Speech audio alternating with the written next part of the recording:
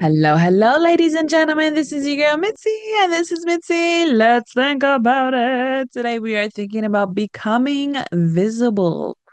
That is a thinker. And luckily, we are going to be thinking about this today with Gayle. So thank you so much, Gayle, for coming on to my show, sharing your time and your perspective with me. I'm excited. So let's just dive right in. When you hear those words, becoming visible, what does that make you think about? Well, good morning, and thank you so much for having me as your guest. I really appreciate it. For me, becoming visible means just that, intentionally being visible, being yourself, being in front of people, talking about your story, being vulnerable, all of that. Yeah, I love that because people don't realize like your story, what you've gone through is your testimony. It has built you up, you know what I mean? Like it has made you become the person that you were, oh, you didn't even know you were meant to be, you know what I mean? It's truly a tricky thing with life is that we one moment our offenses can be a wisdom in another moment of our lives, you know? So like for you, when did you realize that this understanding was important for you to become visible and to embrace it? Yeah, it's very new for me, frankly. So, a little bit about my background. So, I was a healthcare leader for 30 plus years, starting out as secretary and moving all the way up as I got through my education and got my master's degree. All during that time, no one knew that I was a burn survivor. And I struggled all through my career with imposter syndrome. And just around the time of COVID, I retired, started my own coaching and image consulting business, and launched with a fashion show. And the first one was 2018, the second one was 2019, and it was much bigger. It was like four times the size. And I had about 200 people in my audience. And it was a fundraiser for Beads of Courage, which is an international organization that supports especially kids with cancer. And so I had met the founder through a mutual friend who sat on our board. And after meeting, we decided it would be a great way to collaborate. And so, long story short, as I was backstage with her the second year, having now known her about 3 years, we were chatting. And I always tease her because she travels internationally that I live vicariously through her. And I said, "So, Jean, where have you been?" And she said, "I just spent the last 3 days with burn survivor kids at Phoenix Children's Hospital." I opened my mouth, tears poured, and nothing else came out. And at that very same moment, I was called to the podium. And I went out with my typical, I had my speech all written, went out there, and I looked at the audience, and very few of them did I actually know because people had brought friends. But the only one who knew my real story, whole story, or so he thought at the time, was my husband. And I stood there with the tears running and a mascara running. And I said, "I'm so sorry, but Jean just told me she had been with burn kids in Phoenix. And I wish my family and I had had that kind of support when I was burned as a toddler." There was all kinds of food. It was like a luncheon with tea and all of that. And you could literally hear a pin drop. At the time, I didn't know to like lean into that silence. And I just went right on. That's when I learned I needed to be visible. I wanted to be visible. I wrote my first book. My second book, which is a full memoir, just came out in April of this year. And over the course of about the last 4 years, I have been visible. I'm speaking to people, I'm speaking to groups, I'm luncheon speaker, keynote speaker, breakout speaker, podcast guest speaker, all those amazing things. And had you told me really even 4 years or so ago that I'd be doing that, I would have told you were crazy. Well, absolutely. And I think that's the beauty of your story is that you never realized that it was needed until you realize like there are still this is still happening. You know what I mean? Kids are still getting burned, still kids are still being abused in a way that they never even couldn't even fathom or imagine. They never even knew anything else in this world until they decide to you know what I mean, view life differently, move out of that environment, you know what I mean, separate themselves. And it's hard, as a child, you have no voice, you know what I mean, or they feel voiceless because you're supposed to you're supposed to appear, but not say anything, you know what I mean? You're supposed to be present and you're just supposed to be cute and, quiet and lovely and kind. And it's frustrating because it's like, I'm still human, you know what I mean? I'm still human. And one day I'm going to have a longer adult life than I am going to have a child, as a child's life. And it's like, it's beautiful that you were able to just share your story with other people, letting them know that this is real, this has happened to me, but I am still human. I'm still alive. I am still aware. And I'm here to advocate for the ones that can't advocate for themselves. And I think that's the beauty of being visible is that you may not have a tragic story like Gayle's, being burnt, but at least you were alive and you still have the opportunity to share your story. And what made you decide to like go into the route of actually writing your story? Because you could have just kept it at the point of just sharing with other people or just sharing in those moments, but what made it real for you to actually put it in a book? So before I started sharing my story, the book was born.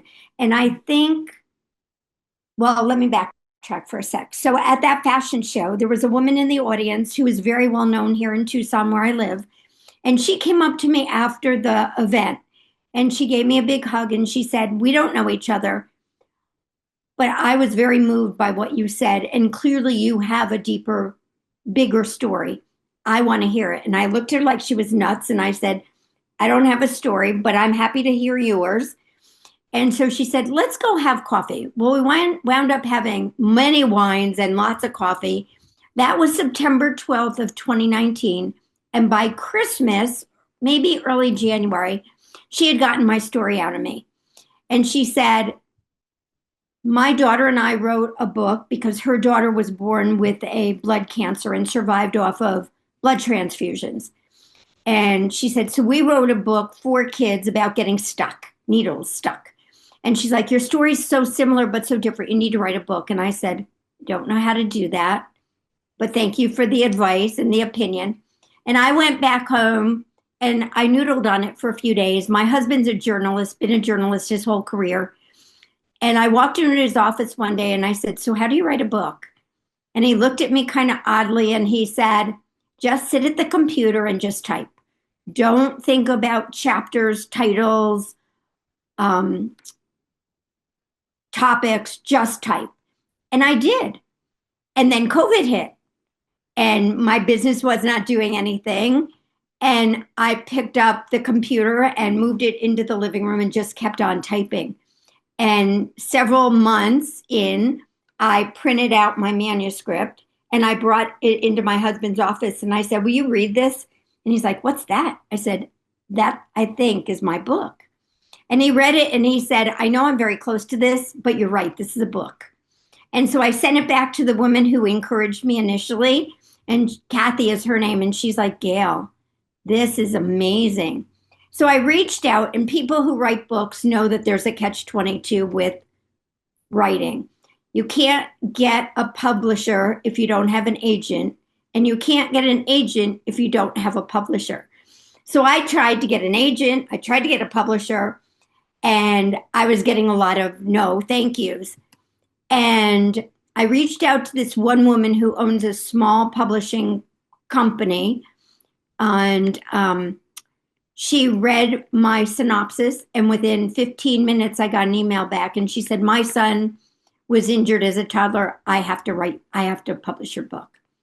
So that's how that Mm, started. And when the book came out, I thought, well, how do I get people to read this book? I have to yeah. talk about it. And so that's how sharing my story actually came about. So it was really putting the cart before the horse rather than the other way around. And then Yeah. that book is really written more for young people. And as I spoke and told more stories that weren't in that book, as I got more comfortable with myself and my stories and my body, I decided after hearing from people in my audience that it needed to be more in-depth book for adults. I sat down and wrote my memoir. Such a beautiful thing because you're absolutely right. People don't realize that they're looking for a survivor. You know what I mean? They're looking for somebody who has survived something that was meant to knock them down, to beat them to death, to lay them to rest. You know what I mean? Because they feel that life is unbearable. They feel that life is a torment. They feel like it's unworthy and it's unnecessary. But then when you read somebody else's story of survival and how they kept pursuing life, it makes you realize like I can keep going. You know what I mean? It becomes like a motivator. You know what I mean? Like if Gail could do it, who's to say that I can't do it? You know what I mean? If Gail was able to pursue forward and she was disfigured and she was unbearable, you know what I mean? Then it's like, okay, I can continue to go forward despite my disgrace, despite my whatever that people want to call it, because at the end of the day, it's a part of me, you know what I mean? And it comes down to learning to love all of you, you know what I mean? So it's like my question is, what motivates you today? What motivates me more than anything is when I'm in a group with whether it's 3 people or 300 people, when people, after I speak and share my story and share my vulnerability, inevitably one or more people will either raise their hand and say, I was burned, I was traumatized, I was whatever. Um, and they'll either sometimes do it in a group if they're comfortable, but more than likely and more often than not, they come up to me while I'm either putting my um, retractable banner away or something, and they'll say, so, can I just tell you? This one gentleman said to me, I was in the military and I was burned and my leg is severely scarred. I never wear short pants. Only my wife has ever seen my scars. And he rolled up his pants and he showed me his leg. And I said, why did you choose now to tell me? He said, because you're helping me free myself.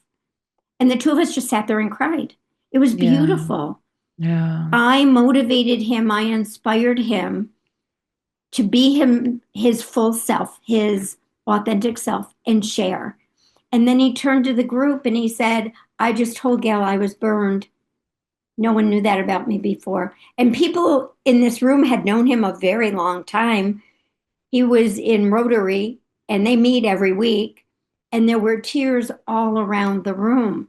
So it's that what motivates me to keep sharing my story. We all have a story.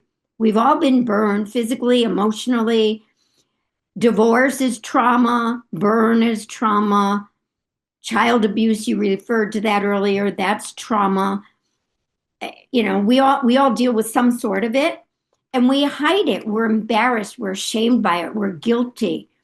And when we're able to share our stories, we're able to unburden that and take that weight off our shoulders. And that to me is what freed me and enables me to keep going. And if I can help other people do that, that's why I believe I survived. I didn't know that anywhere along the line until very recently, but that's why I am here.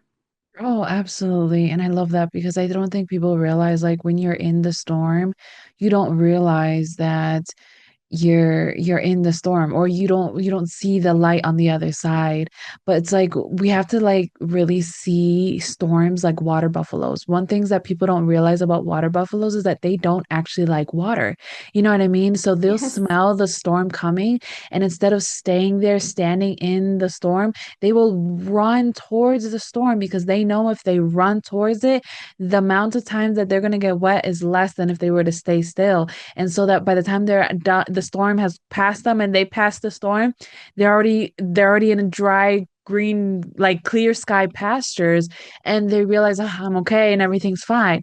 And I feel like that's one of my motivators, and I always tell myself I'm gonna be like a water buffalo. You know what I mean? Like I'm gonna be like anytime I'm going through something that's uncomfortable or it gives me just a stress and just oh this anxiety that's like I don't know if I can make it through. I'm like, you know what? I could be like a water buffalo, and I will go through and I will make it through because I know that there's light on the other side. There's a purpose to this pain. There's a purpose to this season. There's gonna be purpose. I may not know it right now, but later when I give my time the grace to look back, I know that I will be okay. And I know that this is only going to make me stronger. And I can only just pray that I learn the lesson in this season so that I don't have to repeat this lesson over and over and over again.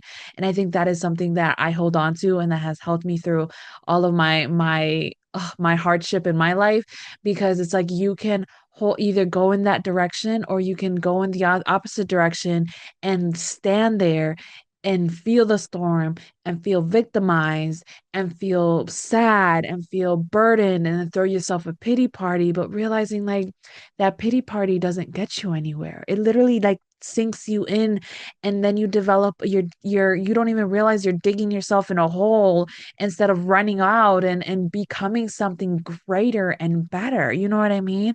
And I think that is the beauty of you sharing your story is that you're helping inspire people like no, we're water buffaloes. We're going to keep on going. We're going to move forward.